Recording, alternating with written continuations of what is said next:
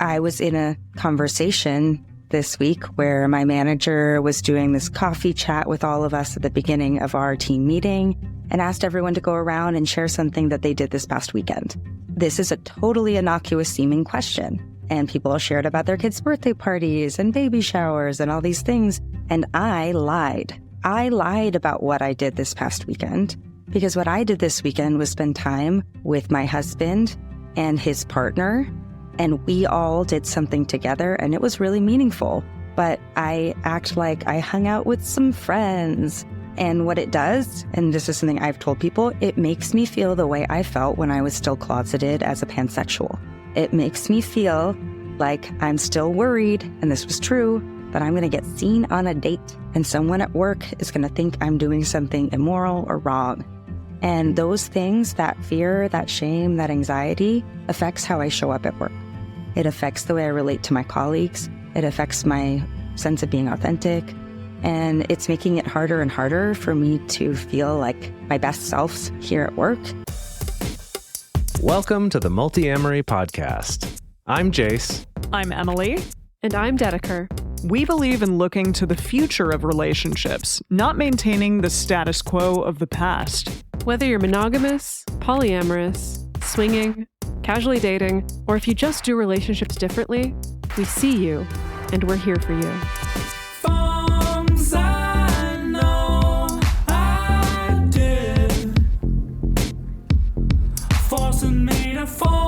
On this episode of the Multiamory podcast, we're continuing on with part 2 of our 2-part series about coming out as being non-monogamous in the workplace. So in the past episode, just as a quick recap, we talked about some of the ways to evaluate the risks that you might have in coming out, some things to understand about that, as well as exploring why you might want to, and hopefully some ways to evaluate if the pros of coming out would outweigh the cons, and whether that's something that you feel like you're able to do. And hopefully, my hope is that more people than we expect come away from that conversation thinking, yeah, you know what? That is something that I could do. That is something that I actually feel safe enough to do and could start making a difference there. That actually is something that happened to me. So this episode, real quick, is mostly going to be an interview that I did with Dr. Lily Lamboy, who is one of the founding members of the Open Workplace initiatives that we talked about a little bit in the past episode. We're going to talk about a lot in that interview in this episode. But specifically, I'd been part of that group watching their progress, and they just released this at the end of last year, back in October, I believe. And I went to their kickoff event that they had, and they had a little meeting where Dr. Lily Lamboy was there and Dr. Heath Scheckinger, who you remember from our episode with Diana Adams a while back last year. And I just got real pumped about this idea of potentially being more out and realizing, yeah, I am in a position where I do feel like my workplace is just safe enough and I'm just hard enough to replace that maybe this is something that I could do. And so I actually, in between recording the last episode and this one, actually did reach out to my HR department to start having this conversation. Oh, I was so proud of you. Ah, geez. You really got fired up. I think the kickoff event really did its purpose. What do you think will come out of that discussion with your HR department? Yeah, well, so the conversation was good, first of all. And the person that I talked to was the VP of HR for the whole company, international company. And, you know, her reaction was overall very positive. Luckily, Nice. She actually happened to know a little bit about polyamory already, not from personal experience, but she told me like that she had watched a film years ago that had had some polyamory in it. It was like a documentary film. And that caused her at the time to like look into it, and her husband to learn more about it. Oh, wow. Even if it's not something they ended up doing themselves. But I actually was lucky that she already knew a little bit. I didn't have to do any that explaining helps. there. Oh, gosh, sure. that really That's nice. helps. Yeah. But something that was interesting, and this matches my experience, is that in this interview with Dr. Lily Lamboy, she mentions a lot how people in HR have training specifically in this kind of stuff, not specifically non-monogamy, because there's not a lot of training for that yet, which we're hoping to fix. And that's another thing that they're doing with open workplaces, but that they have training in how to talk to employees when they bring stuff up about themselves and being a place that is safe for them to talk about. And I thought that was cool to realize, yeah, you're right. That is kind of their whole deal. Yeah. Like the thing that they train true. for is to help us employees, which does match up with my experience, fortunately. That's good. Excellent. So let me give a quick introduction about Dr. Lily Lamboy. She is a social impact executive, educator, and researcher who currently serves as the director of the Open Workplaces Initiative at the Organization for Polyamory and Ethical Non-Monogamy, or OPEN, and is the co-founder of the Modern Family Institute, along with Dr. Heath Scheckinger. She holds a PhD in political science from Stanford University, where she also served as a lecturer in both the rhetoric and feminist gender and sexuality studies programs. Dr. Lamboy previously led the diversity, equity, and inclusion functions at both Stripe and Blue Shield of California, which we do talk about in the interview, where she worked to scale both internal-facing, employee-focused strategies and external-facing health equity, social justice, and economic initiatives.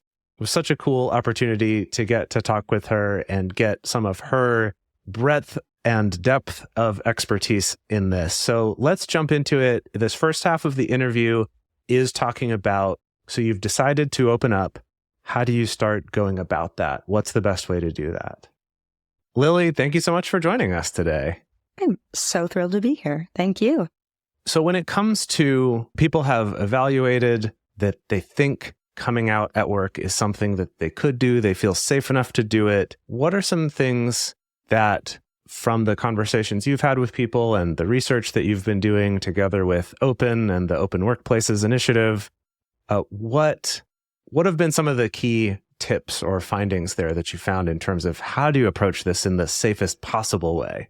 Yeah, great question. So I would say the first thing is really thinking about who to open up to. Your comfort in the conversation matters so much and depends so much on who's on the other side of that table. And I would really think about who do you trust at work? Who do you feel comfortable talking to? And that could really vary. So that could mean that you first open up to a peer, and that's just somebody at work that you already know really well who might have been to, a house of yours or met one of your friends or a partner at a dinner and maybe not had the context. So one route that we've seen work and that can feel good for people, I know I did this, is to say, hey, I know that person kind of gets it on some level and they get me and they value me. And I'm going to sort of test this out by talking to somebody who I already know and trust, who also happens to be my colleague. That can, I think, give you a lot of feedback and also make you feel like somebody's in your corner when and if you do decide to, for example, approach somebody in your human resources division, approach somebody on your diversity, equity, and inclusion team who you might know less well. If those people are the same person, like lucky you, that's awesome. But I would say finding somebody that you feel comfortable talking to as a first step will really help you kind of just shake those sillies out to some extent and remove some of the anxiety of stepping forward into lesser known parts of the organization. Yeah, that makes a lot of sense. I love that. And that kind of is related to finding an ally at work, which was one of our first ones there. Absolutely. That was kind of my experience. There was one coworker who's about my same age. He's actually a couple years younger than me. And I kind of just sort of clocked, I think this guy's going to get it. And so he was kind of the first one I talked to both about being bi, but also about being non-monogamous. And he was very much like, oh yeah, that's people in my circle do that too. Like I get it. And so that was kind of that easy first step. And then was another coworker who I had a good rapport with, but who was a little older than me and kind of softly was like, well, here's this thing because I do this podcast. And I'd mentioned that. So I'm like, well, let me tell you about the podcast. And so kind of gave him this, like, it's not a thing I talk about at work. I'm cautious about it. I don't want people to be uncomfortable because of it. And his reaction was kind of like, he went and listened to the podcast, and then a few days later was like, hey, I listened to your show. It's like, oh God. And he said, I don't know what you're so worried about. Like, I think this is totally fine. This is no big deal, which I think simultaneously is really nice of him and also means he doesn't get it, right? The sort of caution that I feel about it. But then just recently had this conversation with HR now to kind of branch it out further and start talking to them about the non-discrimination language in our employee handbook and things like that.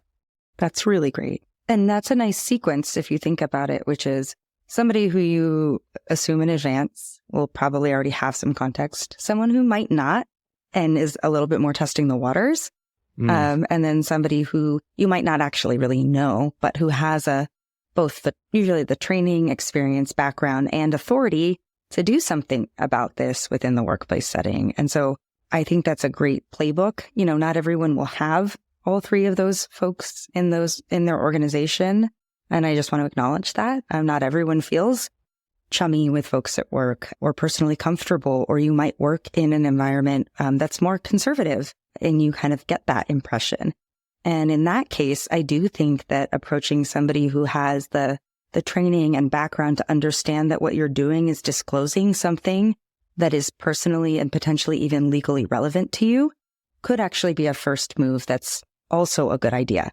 So I just want to say there are different paths depending on your organizational context, and going to somebody in your human resources department or your diversity, equity, and inclusion department, if you have one, if you don't have that friend at work where you're like, hey, I bet they kind of get it, I think is also a really great first step. So I want to emphasize that if you don't feel that way, but you do want to start this process, that human resources can be a really wonderful place to start. And I also want to acknowledge that there's a huge range of people who work in human resources in terms of their ideology, their knowledge, their background. That's something we're working on at Open, is actually working with people who do training for people in human resources so that once you go to that person, they have the context and you're not in the position to have to educate them. But we're not there yet. And so I just want to acknowledge that's why we have these great fact sheets we'll make sure go along, with this podcast, so that you are equipped to do some of that education work. Because at this point in our social movement, we can't rely on even people in human resources to have that knowledge. So feeling comfortable with some of those statistics, with some of the history around LGBTQ rights, how organizations have shown up to support employees who come out in other ways, can feel really empowering before you go into a conversation with someone who probably will have the training, education, and background to understand what you're saying once you put it in that context. Yeah. So I actually had a question about that. When looking at the Open Workplaces toolkit, there's a ton of information in there. And it's great. But when I was preparing to go into that call with our VP of HR, was trying to figure out where to start, I guess, kind of what's the entry point to not feel like I'm giving a bunch of preamble or just giving her a homework assignment and kind of expecting her to do it on her own of just, hey, read this. This is important. And I think that it went well, but I don't even know how I structured it. I kind of blacked out for a little while, I guess, while I was kind of giving some information. So I'm just curious, kind of where would you even start with that conversation with someone in HR, someone who has more, it's less of just about a personal connection and more like, I actually want to talk about this officially at work. So for context, I've worked in 2 different human resources departments, one at a large tech company and one at a large healthcare company. So very different environments, one very old company, one quite new company, younger.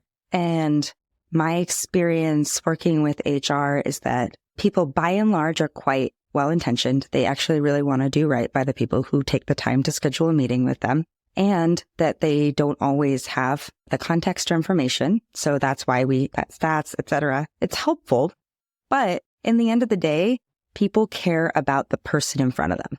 And what is the experience you're having if you have decided that you're going to open up personally, not just to do some advocacy work on behalf of others. Something that I would do if I were in this position is say, I was in a conversation this week where my manager was doing this coffee chat with all of us at the beginning of our team meeting and asked everyone to go around and share something that they did this past weekend. This is a totally innocuous seeming question. and people shared about their kids' birthday parties and baby showers and all these things. And I lied. I lied about what I did this past weekend, because what I did this weekend was spend time with my husband and his partner, and we all did something together, and it was really meaningful. But I act like I hung out with some friends. And what it does, and this is something I've told people, it makes me feel the way I felt when I was still closeted as a pansexual. It makes me feel like I'm still worried, and this was true, that I'm going to get seen on a date and someone at work is going to think I'm doing something immoral or wrong. And those things, that fear, that shame, that anxiety affects how I show up at work. It affects the way I relate to my colleagues. It affects my sense of being authentic. And it's making it harder and harder for me to feel like my best self here at work. And I really care about this organization. And I really want myself and others like me to feel like they can answer the question, what did you do this past weekend? Or how are you spending your holidays? In a way that feels authentic and doesn't bring that up sometimes once, twice, 3 times a day. That's awesome. That's great. I found that for myself, being a remote employee, there's not that same sense of, oh, just what did we do last weekend? But where I ended up going with a starting point was saying, hey, I actually just attended this workshop about Open's, Open Workplace Toolkit. And that got me thinking about our employee manual. And I kind of segued from there into this, kind of putting it outside of myself a little bit, of saying, yeah, I went to this talk from this organization. And one of the reasons they're really pushing for this is because there aren't any legal protections in place for people who are polyamorous or non-monogamous. And I started with the other stuff before I said the word polyamorous and non-monogamous, to kind of set the stage of like, this isn't just me. I'm not coming in, not having done my research, but I've got some resources. I'm working with other people doing this. And what I found is that, one, I think it kind of helped with that soft start a little bit. And then also, she was surprised to realize that. To her, it just seems like, well, that should fall under sexuality and sexual preference and those protected classes we already have. And so I thought that was, for me, kind of a helpful way to bring it up, where it wasn't saying, hey, I have a personal problem with this, but more, I'd like to be able to share more. And I'd like to help other people in the company feel like they can be authentic, but we're not protected. And so I feel like even if I put out a call to put together a resource group at our company, they're going to feel like, well, I don't know if I should come forward to that because that's not safe. And I think her surprise at it not being a protected class actually kind of helped motivate her a little bit to say, yeah, I'm going to talk to the people in charge of that part of the employee handbook and see, if we could get that in or, something like that. And so that was, I think, a helpful approach for my company as well. And so I love that example of your personal story, or kind of putting it outside of yourself a little as another way. I think that both of those approaches, depending on who you are and where you work, coming from one angle or the other will make a lot of sense. So, I worked at a place that is extremely people first, human centered, which I loved. And I felt in the context of consistent leadership rhetoric saying it matters to us a lot that you feel you can be your authentic self and share important aspects of your life with your colleagues, that starting there was something I knew would resonate with the person who designs those policies, designs that approach. So this is all of rhetoric is just figuring out what's the message you want to send, who are you sending it to, and what will resonate with that person. And then I think back to when I worked in tech, and I didn't go through this process.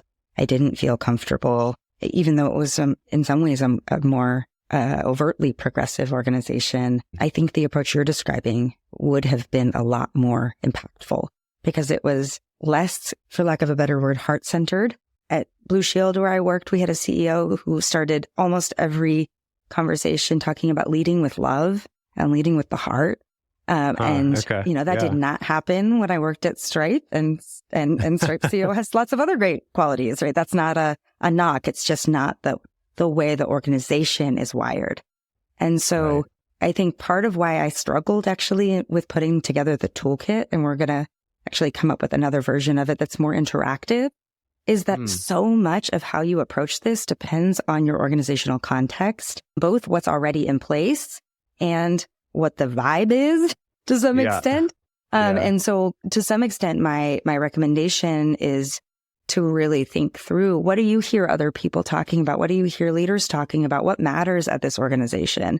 And it sounds like, Jase, at your organization, the idea of being safe, being protected, being cared for, not feeling at risk is something that that's important to all HR professionals, just to be clear.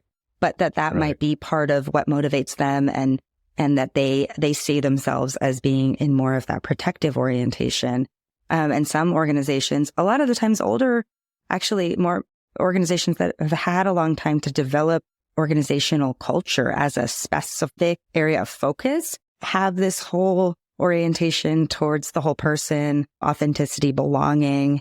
And that's what you're seeing coming out of a talent organization or a people organization. So ideally you have both, I think, in a great organization. But I would just say, you know your organization probably better than Jase or I do, if you're listening to this. So that's part of that first step, is kind of taking stock of what you think would resonate. And then those two approaches, starting with speaking to other people's experiences and the impact versus your own. Those are two of probably several options that are available.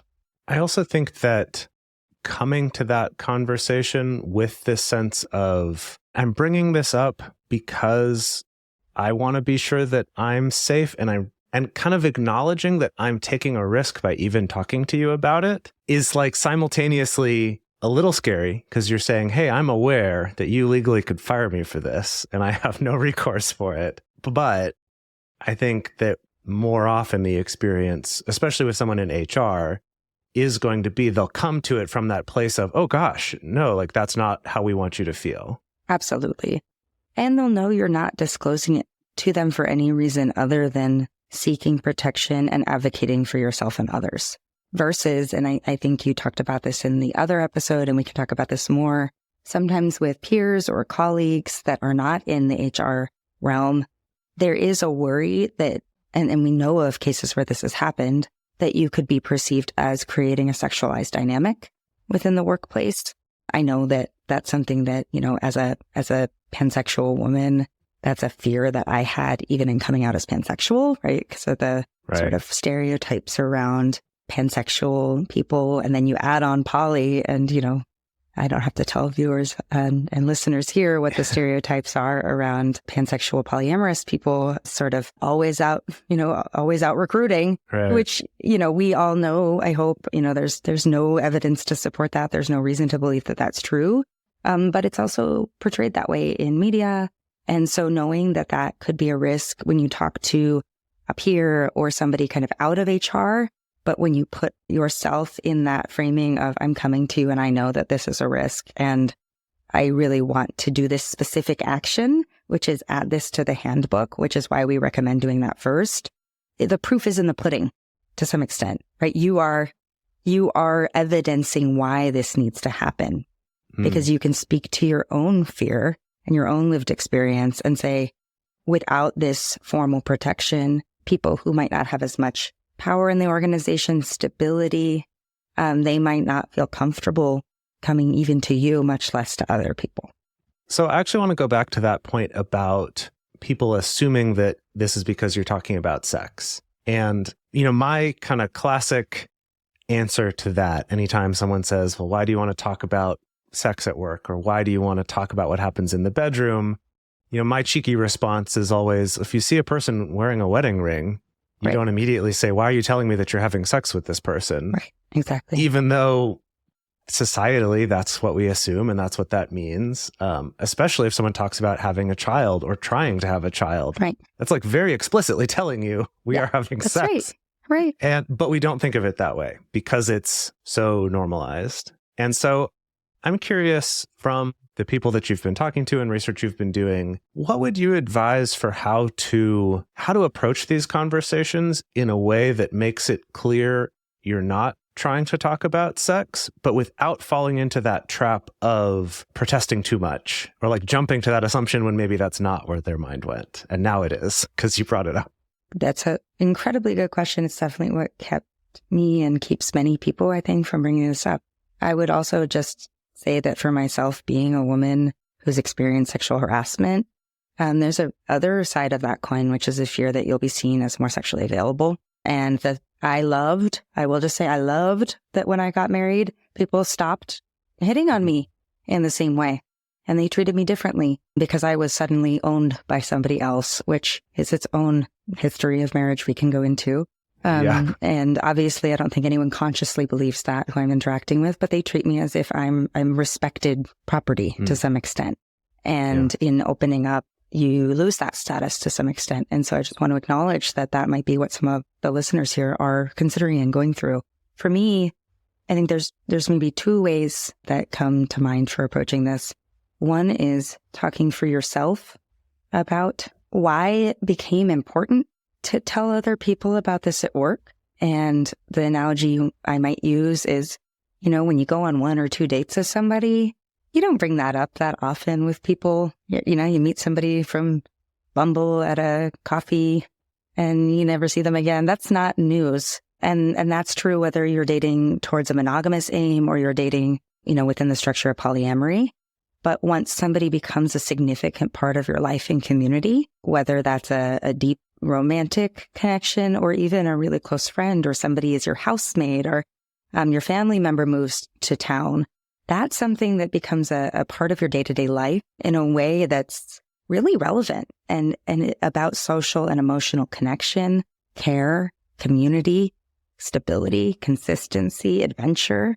And those people matter a lot to us. And not being able to share with our colleagues about the people who matter to us is as sad as me not knowing about your kid or, your parents who are aging. It matters to me to understand you. And I really want in turn for you to understand me. That goes to, and this is the other alternative, right? That goes to the literature, right? We have tons of great literature coming out showing that the top 5 reasons that people engage in polyamory have very little to do with sex. They have to do with growth. They have to do with learning. They have to do with connectedness, a sense of stability and belonging over time. Those are things all humans want. And so whether you start with others and move to self, or you start with self and maybe move to sharing some of those findings, I do think that for most of the folks who listen to this podcast who are engaging in multiamory or polyamory, that sense of connection and depth and care really is what motivates you to, in a lot of cases, want to share about this at work. And I think that can feel like a way of conveying what you're describing without it feeling defensive. Yeah, I like the way that you talk about approaching it from the positive of when you say, this is why I want to share this. And the reasons you give are all because these are important people in my life. These are my relationships, and making that analogy to something anyone can understand. Like, I want to know if you talk about your spouse being sick or your kids or your parents or whatever, and say, I want to be able to do the same thing. I like that you're not saying, I want to talk about this and it's not because of sex, but you're saying, I want to talk about it because of this reason. Exactly. So that they get that sense of why you'd even want to bring it up. I love that. That's great. And I think that goes back to the workplace, just to put a pin on it. Like, why is this relevant? Some people might be like, why are you sharing this? And especially with a manager, I think one reason it's relevant is that if you are in a polyamorous relationship and your partner does get sick or something happens, it's actually often important to be able to take time off to care for them. There are legitimate things that we currently respect about people's lives that don't currently extend to people's partners beyond their monogamous partner. And so if you think about equity in the context of management and being able to take the time you need or use the available resources that you have to care for the people in your life, that is highly relevant in the context in particular of a manager-managee relationship.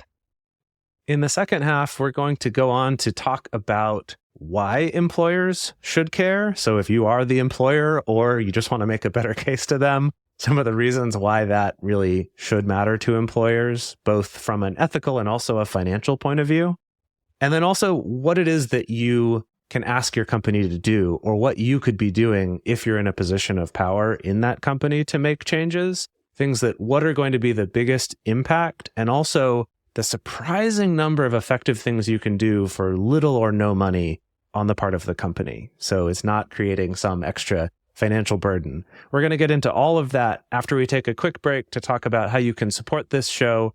This show is made possible by our sponsors who allow us to make this show and afford to do this and put it out there into the world every week for free. And we really appreciate them. So take a moment to check that out. And of course, if you want to contribute directly and join our exclusive communities, you can go to multiamory.com/join. And we're back. So before we move on, let's quickly recap some things from how we should approach this process of coming out. Yeah, so some steps that you can take, maybe the most important one being to find an ally or find someone that you can talk to who is trained to be able to listen to you in a safe, or at least a safe enough sort of way. So ideally, if you work for a company that's large enough to have an HR department or a DEI department, those can be good people to turn towards. Also, keep track of the interactions. Keep an eye on how it's going on, especially if anything comes up around sexual harassment or people being uncomfortable. Be sure that you're keeping track of those, talking to HR about things as they come up so that things don't get away from you. Just to take caution and be even more careful than you were before about discussing things like sexual acts or any sexual conversations. That's probably just a good best practice in general after you've come out, just so that nobody can, assume, oh, you're hitting on me or you're doing something that is sexual and you feel more comfortable now because you're out. Anything along those lines that could get you in trouble for any reason. Just take caution, just be prepared and know, okay, I'm not even going to go there in this scenario with this person just because I'm taking care of myself and I don't want anybody to get the wrong idea. It's okay to take it slow. This isn't something that has to happen overnight. Hopefully you're in a position where you have enough control over information that you're able to take it slow, like someone hasn't accidentally outed you or things like that. But yeah, this doesn't have to be a big company-wide announcement. You don't have to do your whole coming out process in one day. Take your time. And then also, people are going to pick up on how you're expressing this, how you're feeling about it. So if you're able to come in with this sense of, this isn't a big thing that everyone needs to freak out about, and this isn't a big ask for the company, this is actually a fairly little thing that just has to do with people at this company being able to live their actual identity without fear of repercussions, things like that. So as we talked about in that first half, the first focus pretty much for any workplace is on getting some kind of discrimination or anti-discrimination protections in the employee handbook, specifically about family and relationship structure.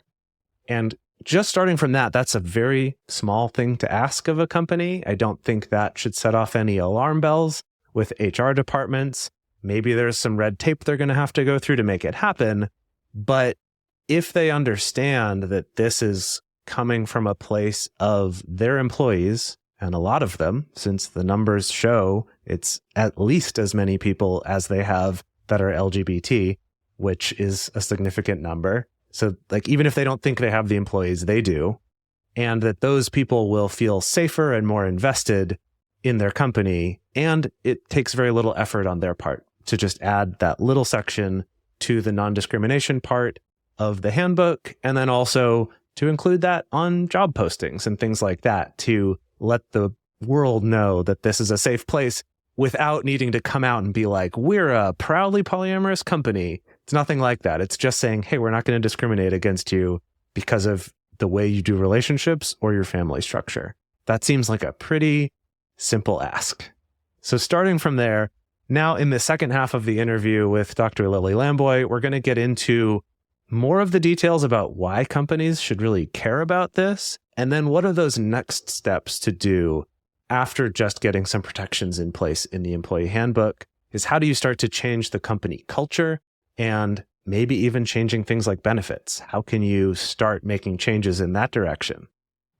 So let's switch to the side of employers now. So these things are all in the toolkit. It's a fantastic resource. I've been enjoying going back through it over and over again, the different sections, looking through things as it's being updated. Could you give us maybe some highlights of either if our listener is someone in a position to make these changes at their workplace, or if they want to incorporate that into their pitch to HR or to upper management? Maybe you're at a small company where you don't even have a dedicated HR team. Right. What are some things that you think are like top key points to bring up in terms of why they should care? So diversity, equity, and inclusion have become almost so commonplace that we sometimes don't think about their distinct meanings.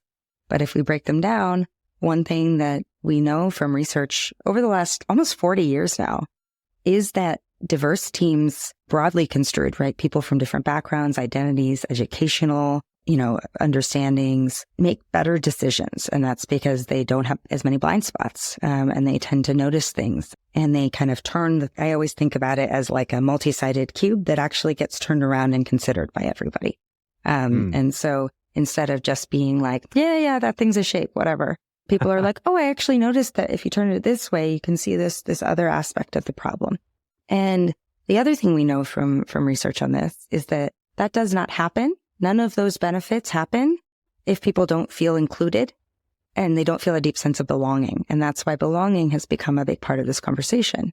And so while there are benefits sort of theoretically to diversity, they're only realized when people feel a sense of authenticity, belonging, and connectedness at work. And we typically measure someone's sense of inclusion through survey responses around how people feel in terms of authenticity, comfort, and belonging, participating in their workplace. And so a big part of why this matters is that you can't get any of those benefits in terms of I'm happy to share studies and link them here, just showing the financial benefits, the, decision-making benefits, the ways that boards perform, teams perform, but none of those accrue without that felt sense of inclusion and belonging. And the other key part here is that a sense of inclusion is the thing that's most strongly linked with employee engagement. And employee engagement is the thing that predicts retention and performance. So if you care about talent, like literally if you care both about teams performing well broadly construed and an individual joining, staying with, and performing well in your organization's context, inclusion is the key. And so linking this back to the data that we know about non-monogamy, we know that right now it's about as likely that somebody is non-monogamous as they are LGBTQ, and that there's a lot of overlap between those communities. Proud member of that overlap. And so, to the extent that people have already thought through this and why it matters to create an inclusive environment for other aspects of sexuality, if this is sort of opening the Overton window. It's one way to think about it. It's like the aperture is just getting bigger. There's this thing about sexuality that we just haven't been talking about and we have missed, but that matters a lot for people's lives. And the big stat that really, I kind of can't believe it every time I read it, but I just went back today and read the YouGov study. I read the raw data that came out February 2023. And it shows that 41% of randomly sampled Americans between 30 and 44 described their current relationship as something other than completely monogamous. Wow. Right. 41%. Wow. Yeah. Just sit with that, right? That's a lot of people. And that includes people across the political spectrum. It includes people in all age demographics, race, religion, different geos. So it's really interesting when you think about especially the future of talent. If that's the 30 to 44 subset, we know that 50% of Gen Z respondents describe their ideal relationship as something other than monogamous. And so a lot of what I know employers are thinking about right now is the future of work, the future of talent, and how will we create workplaces, especially with a lot of change going on about how people approach work, about how people conceive of work. Why would we work? They're not just working to live at this point, especially the younger generations. We care that our work is aligned with something that matters to us, and we feel cared for, included, and a sense of belonging at work. And so it is my strong belief that in order to attract and retain talent going forward, workplaces will have to make space for people to talk about their partners and loved ones who fall outside the monogamous paradigm. The numbers are just too large for that to not be a burgeoning conversation. And employers have the opportunity to be a leader right now instead of one, that's lagging behind the conversation and catching up probably 10, 15 years from now. Yeah, I found that in some of the conversations I've had, and something that I think would be effective, I'm curious your thoughts, is assuming that you work at a company that at least doesn't want to be actively homophobic or racist or transphobic. Assuming that, which if you're in that boat, get out of there, find somewhere else to be, right? That's a really bad situation. But, assuming that they don't want to be those things, and maybe they're kind of oblivious to it, maybe they're a little bit conservative still, but at least they don't want to be those things, that bringing up that the analogies between how companies put protections in place for trans people or LGBT people before they were legally required to, and that they didn't want to be left behind, kind of get them a little bit with the FOMO of, you don't want to be left behind here. It's true. And those numbers are staggering, right? The percentage of Fortune 500 companies with policies protecting LGBTQ discrimination grew from 4% in 1996 to 91% in 2019. Yeah. Like that is well within my lifetime, right? And same with gender identity discrimination, 3% 2002, 83% in 2019. Yeah. That's huge. That even means that companies that don't personally care about this and actually might be utterly indifferent, if not somewhat hostile, at some point, the curve kind of shifted. Right. And it became kind of almost legally risky for them not to have this in place versus a stretch goal, something that, they're doing to be a leader. And so we all, I think, have opportunities, depending on, where you work, to engage those statistics and that rhetoric to say, hey, this is going to happen. And we should be a part of it. And what an exciting opportunity. Yeah, that's awesome. I also feel like, again, going along with that, appealing to a company not wanting to be the company everyone's making fun of, not wanting to be the one that we're going to look back at and go, oh my gosh, I really like to bring up, if you're talking to someone in HR, that concept of part of why I would like there to be some protections in our employee handbook for this is the fact that besides that there aren't any, that people will, because of the stigma, assume I'm trying to talk about sex and might get weird about that. And then I bring up, just like they did when people first started coming out as being gay or bi, that everyone assumed that. And then if I want to really drive the nail in, I say, much in the same way that they used to do with interracial marriage, saying, oh, this is just a sex thing and not actually a relationship. And that, I think, often gets people to go, yikes, I don't want to be the one we look back at like that, because that just seems absurd by our modern standards. But not that long ago, that was the case. Yeah. And it's still the case in some places. I don't know that somebody born in the 1980s would even know the term misogynation at this point. I don't know that term. It refers to interracial marriage, right? And at some point, everyone in my dad's generation knew what an anti-misogynation law was. And now you don't even know what that term means. And that tells you there's been just tremendous, it can feel like we're never making progress. I've been working in civil rights my entire life. And sometimes it feels like, God, are we ever going to do anything? Is anything happening? And then you look back to things like that. And even to these statistics around transgender and gender identity protections that have occurred exclusively in my adult lifetime. And it makes you feel like, wow, we're really doing something here. And we have the opportunity to be a part of this next wave of people being safe and people being able to love who they love and be who they are. Awesome. So as far as workplaces, putting some things in place, I think step number one is trying to get some kind of non-discrimination language in place and then adding that hopefully to job postings. But what would you say would be the next steps in terms of, you don't feel like you're asking your company to do something really expensive or really extra just for you. What would you say would be the next steps after that? Depending on how your organization works, but I think this is a common one, either partnering with your LGBTQ employee resource group, if you have one, or doing this on your own with a couple of friends and allies, hosting a panel discussion. And I would suggest reaching out to folks like the Multiamory podcast, folks like us at Open or Modern Family Institute or Chosen Family Law Center, or, I know Irene Morning was just on the show. There's so many experts in this space who can speak to both deep expertise and research and, in many cases, lived experience, and can take the limelight off of you, unless that's something you like, and give people both the knowledge and education that they need and ground it in personal storytelling, which is what we know sticks for people. And I've seen, I'll just speak to some of my experiences with the trans community, which is an area that I've worked in for a long time. And we had a lot of panels, performances, events that brought people from that community who also knew a lot about how to be a good ally to say how to be a good ally. What can you do if you care about this? What are some things you might get wrong? And how can people respond with grace and care and compassion? So doing a small educational event that feels approachable and engaging, I've seen work wonders. I've had so many people come up to me and be like, I don't know that I've met a trans person before today. And now I just did. And now I know that actually I've probably met a lot of trans people and I didn't even know it.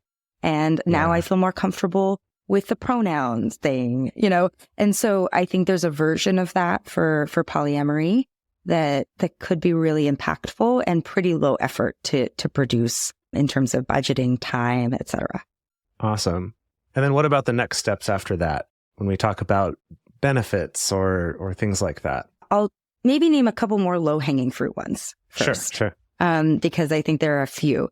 There's asking your existing DEI training vendor. Many companies have DEI training. And we're actually working with Paradigm, which is one of the major training vendors that works with so many companies across the country, to simply just integrate an example about non-monogamy when they do their DEI training. So there's not a whole module on it. It doesn't take a disproportionate amount of time. It's just that one of the 3 or 4 examples happens to mention somebody who comes out at work, or happens to mention somebody bringing 2 partners to an event. And that gives people this sense of like, oh, this is already happening. I guess I'm supposed to kind of know about this. And then they can ask questions from the DEI vendor, or from, they can go look it up, understand it better. So that's one thing we recommend. And the other thing, to the bringing 2 partners to your holiday event, being inclusive in your language, using words like partners instead of spouse, because spouses only apply to married partner. And we know we don't have multiple partner marriage, and making clear that there are opportunities for non-monogamous employees to bring more than one partner to an event, like a holiday party or a company picnic. I know that my husband and I just attended our first wedding with another partner, and that was one of the most, I've never felt such a sense of being seen and cared for.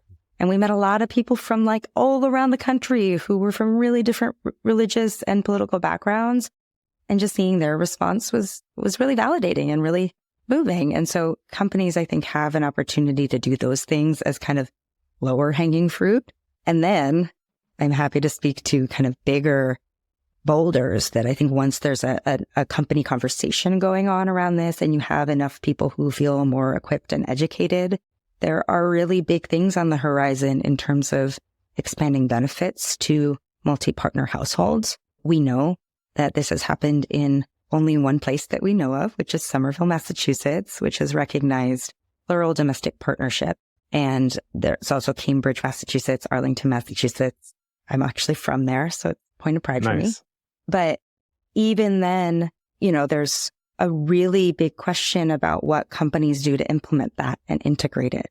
And so what does it actually mean for a company to pay extra money for somebody to be on the company insurance plan?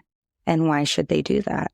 And, we're putting together some resources at Open and Modern Family around that, doing some research on the implementation in Somerville. It costs almost nothing is what we're learning so far. So I think part of what we're going to do is produce more data around the actual fiscal impact of that so that people can do more to advocate for benefits extension, because the most major, easy reaction people have is that's going to cost hundreds of thousands of dollars. Right. And so far, our hypotheses and our small amount of data is that that's simply not true.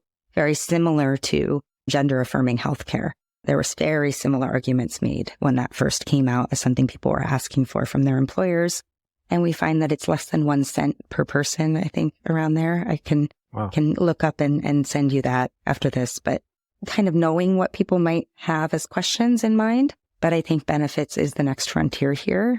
And that's why we're also working on the healthcare side and working with insurance companies to create easier ways for people to actually be accepted as members. So it's somewhat like having a new kid. No one says when you have a new child, like, oh my God, it's going to cost the company hundreds of dollars. You have a baby. Right. And so, having that in place, and then also having something in place that, I know a lot of companies have really great requirements that mirror domestic partnership requirements, where you show that you've lived together, or you show that you're deeply interconnected in a certain way. Maybe you have entangled bank accounts. You make major purchasing decisions together. So there's a lot that you can do at the company level to create your own internal criteria for what counts as a valid, complex, long-term committed partnership outside the boundaries of marriage or monogamy. Yeah, I was actually surprised to find out when I was first going through the benefit stuff when I got hired a couple of years ago, and I asked, what does someone have to be to count as this partner for my benefits? And their answer was nothing. Right. I was like, do they have to live with me or share a bank account? They're like, no, they don't even need that. I mean, but you couldn't be married to someone else though. And so it was that like, oh, you won points, then you also lost some points because of that just, being naive and not even realizing that actually might be a situation someone was in. It wasn't for me, but it was kind of that like, oof, and I did bring that up with HR when I talked to them as well, just being like, hey, this is this little example. I know no one means anything harmful by it, but, that sucks that language is there. And I also don't even know if it's true. I don't know that it's true either. Well, just assume you're not married to someone else. I'm like, is that actually how this policy works? Or did you just say that as a joke because that's an absurd concept to you? I don't know. Yeah. So yeah, there's some question marks there.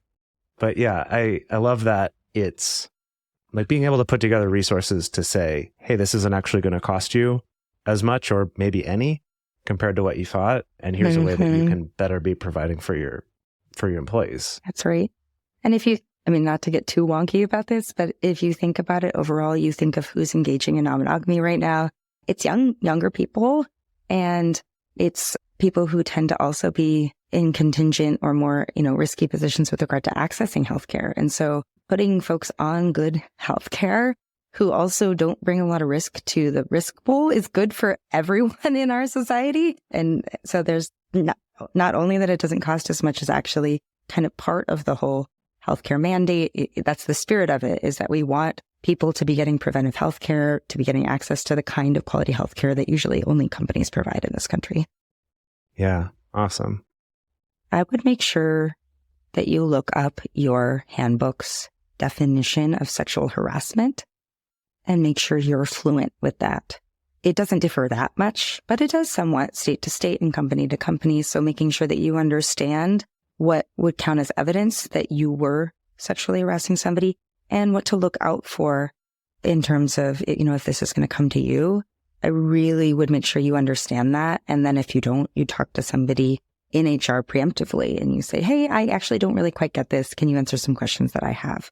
Because I don't know that actually everyone even always understands that. And, there are things that constitute harassment, like, repeatedly commenting on somebody's appearance, asking them if they want to go to coffee multiple times, even though they say no every time, right? These are subtler things that might not be obvious to everybody, but that within a broader context and pattern do actually constitute sexual harassment in certain contexts. So just knowing that you can and should document those things if they happen to you, and know that there's some possibility that somebody's going to make that accusation against you, and either have somebody else around when you're talking to them can be a really important, piece of having somebody else who observes the dynamic, ideally somebody that you trust. If you do start getting somebody who's coming on to you or being a little weird or creepy in your presence, both to protect yourself in the moment and to protect yourself in terms of, making a case that that's happening and that it didn't start happening until you told them about your identity. Not that it really matters, but right. I think tracing it and being able to explain, I suddenly was perceived as available or interested in a way that I am not, and I did not say anything other than I have another partner or this is a part of my life. It's important to document these things, and I know that sounds tedious and or stressful. And I just want to acknowledge that, but that is also kind of how, from an HR perspective, they are only empowered to do something when there is kind of detailed information about what's going on. And so that's the first thing I would say. The second thing I would say is this will be an ongoing process, especially if you decide to share this with more than just the person in HR or more than just your one trusted colleague. And so having your allies at work, really identifying the people who do a deeper dive, maybe they read. We've had friends who are monogamous who we are in a polysecure book club with, right? Wow. Because it's a great book. And they've said, wow, we've learned so much about how to navigate our own new marriage from this book. So there are ways to invite people into learning more about polyamory that also really can say, hey, there's actually just a lot of great insights about how to develop trust, how to develop communication, how to develop skills around boundary setting that have come as innovations from polyamory and psychologists working in that space. So there are ways to invite your allies in, and then those folks become part of a little squad or a team who can both look out for you and also can do some of that combating myths and stereotypes work for you. That's one of the best things you can do as an ally. I do this work a lot as a white person. I talk a lot about my own race. I demonstrate comfort with whiteness. I make sure people see me discussing race in a way that reframes it and makes it, more comfortable while still actually challenging myths and stereotypes and bringing in relevant information. And I think one step you can take is finding those folks, whether they're at work or they're just in your life, that go along that journey with you and can do some of that work with you so it doesn't feel like it's all on you. Awesome. Yeah. I think the final thing I'll say just on the sexual harassment perception piece, I hate to say this, but just being a lot more careful about what you do share about your private life once this is part of your known universe. Like me as a married person, when I'm assumed in lots of contexts to be monogamously married, I can get away with all kinds of risque jokes because I'm a, bordering on middle-aged, unavailable, white seeming, white, moderate seeming, like person who's just making a little click. And that's a very different context suddenly than when people fill in gaps, as you well know, about what it means to be polyamorous with all their own projections, fears, fantasies, etc. And so know that that's happening to you potentially, and be thoughtful about the kinds of jokes you make or what you share about what you did over the weekend, because a little piece of information can cause an inference for that person that's not substantiated by what you said, but the logical leap is in their head, and that's how they see you now. And so I'm sad that that's where we are, and I just want to help all of us be safe as we navigate this big transition. Yeah, I'm glad you brought that up, because that's something I've found when talking to people about this topic.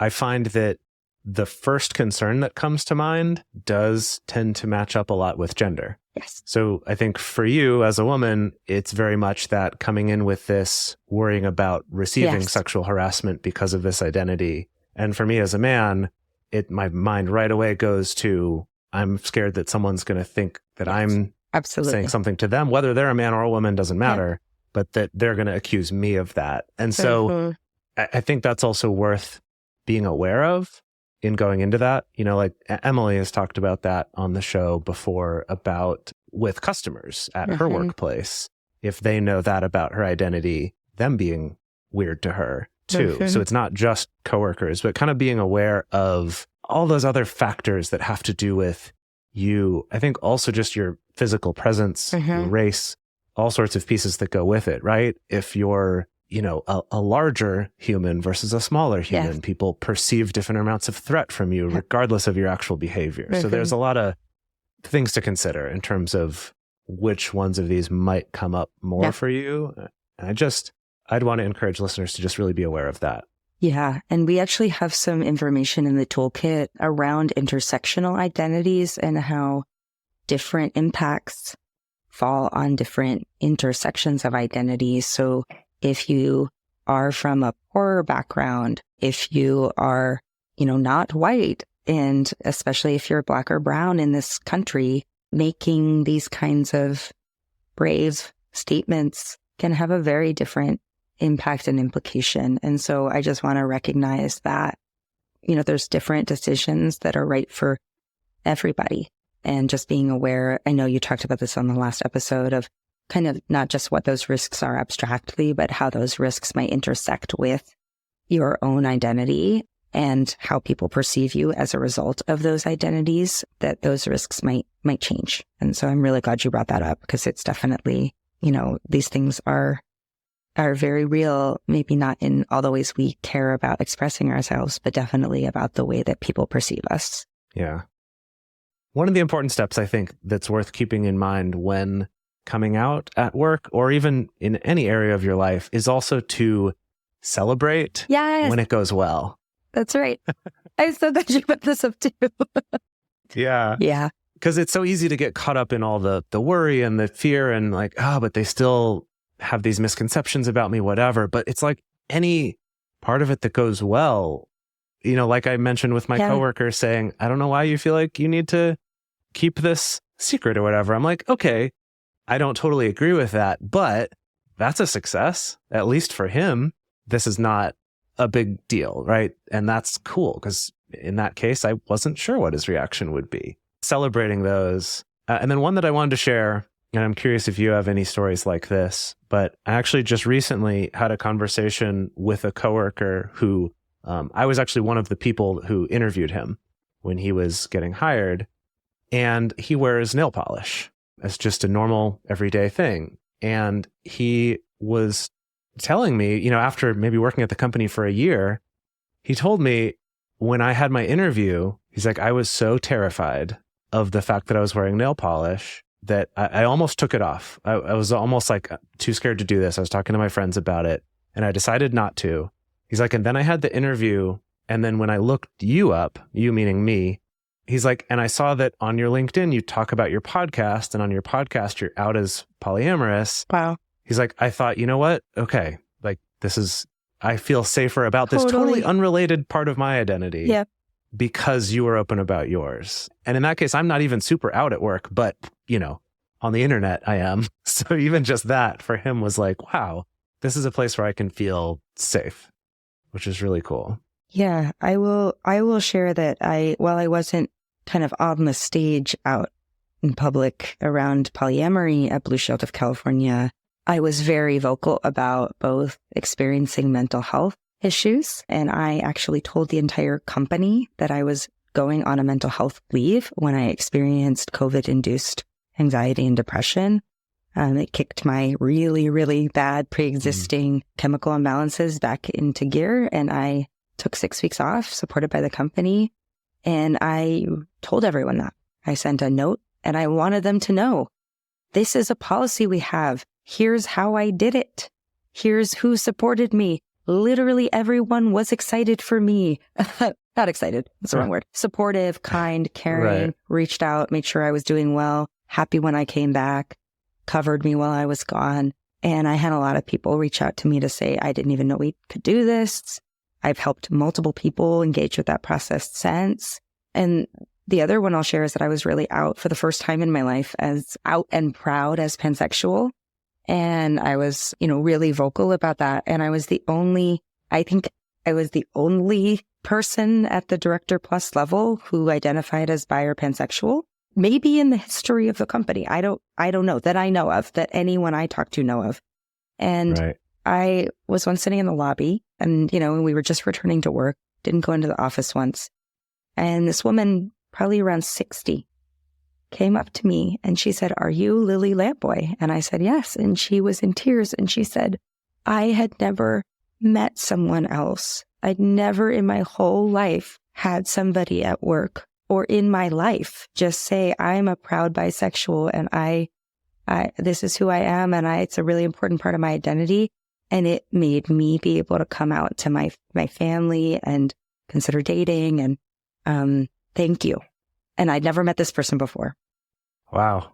And I share that because it's so worth celebrating. And I like to hope and think that for every person who takes this brave step, it opens up space. I think of it as kind of creating some shade, and the shade gets wider and wider, and we're not all just out baking in the sun together, not able to do anything about it. We're able to relax, be ourselves, move in and out of the sun and the shade, and be comfortable. So thank you for bringing that up, because it really does matter. And that's Harvey Milk's whole thing, right? That these social movements, it all changes when people have a personal connection. Awesome. Yeah. So where can people find more about you, about Open and the Modern Family Institute, and to get all of these resources and links to these studies you've been talking about?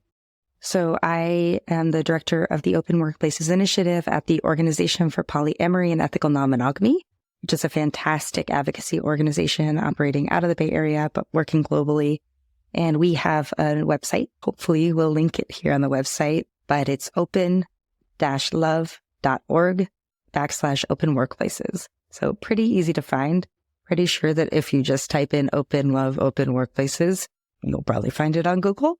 Yeah. And that has the toolkit, which we've been talking about on this episode, which goes through everything from some of the legal considerations to the data that we've been talking about to some of the scripts for how you approach this, what to ask for. And we'll be continuing to evolve that. So if you have feedback on how it could be even better, we also appreciate hearing from you. And there's an easy way to do that on the website, because this is the only reason we have this is to make this easier for you to open up at work.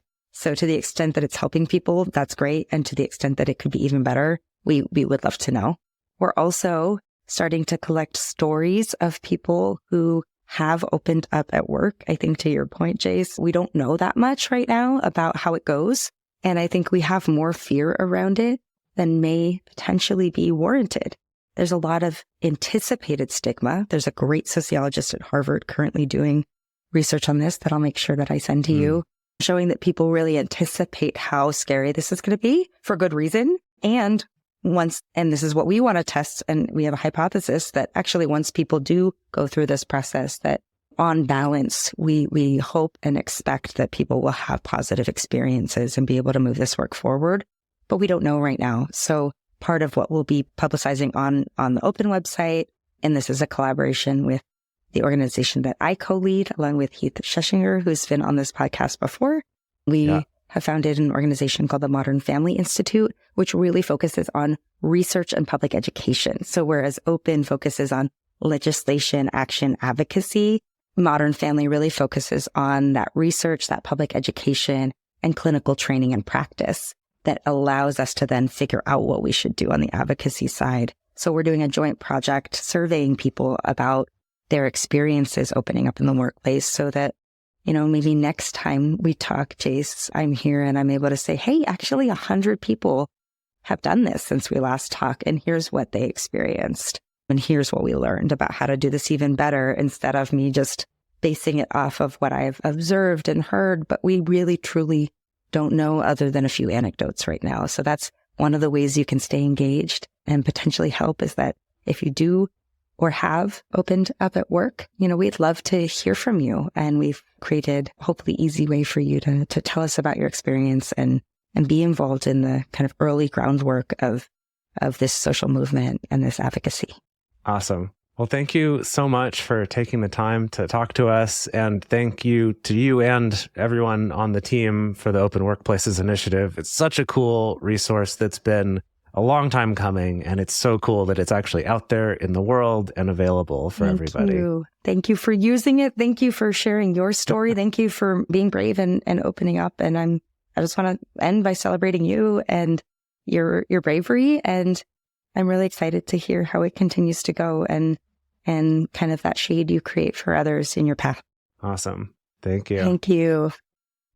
We're so lucky to have had the opportunity to have Lily Lamboy on the show. And just to get to talk about this amazing subject in general, protections for consensual non-monogamy and creating a culture of acceptance at workplaces, it is this ongoing process. And we are still at the beginning of that process in so many ways.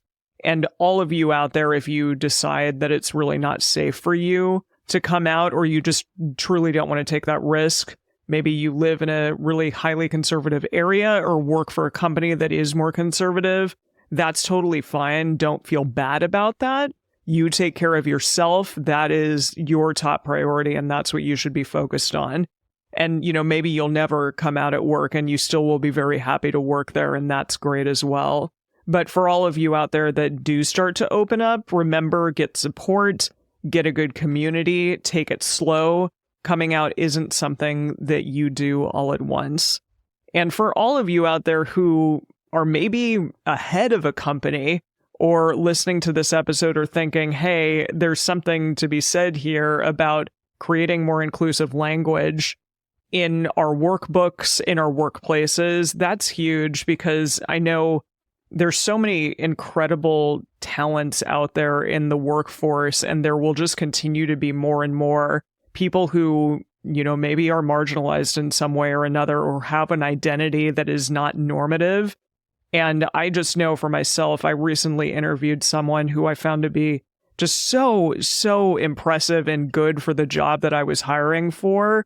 And I was worried actually about my employer being bigoted when it came to their identities. And that really worried me, because I didn't want that to be their experience in the workplace that I was in. So that's just something to put out there, that a lot of people leave their place of work because they don't feel included or they don't feel like they are safe there.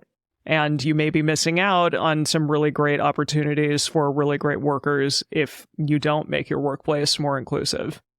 We also really recommend that you get community support. There's a couple of resources that we can direct you to for that. So Open has a Discord server. Again, open-love.org is where you can find more information about that. They're a nonprofit that is working to advance the non-monogamy movement. And their Discord has a specific channel for people working on changing workplace policies and culture. Jase is in that Discord channel. So go to their site, click the Discord link at the top, or you can send them a message. You can also join our Discord community. So we have one public channel that's open that anyone can join. If you go to discord.multiamory.com, you can get information about joining that. If you become one of our Patreon supporters by going to multiamory.com/join, then you can see all of our private channels, including a channel that we have specifically about workplace. Also, this is something that we've been speaking about a lot recently. We recently participated in a local lecture series about non-monogamy in the workplace. A few years ago, we presented at Google. If you think that your workplace would be open to having us come to speak and present on this topic, you can reach out to us directly at info@multiamory.com, or you can direct people to our website where there's more information about getting in touch with us. And our question of the week this week on our Instagram stories is, what holds you back from feeling included at work?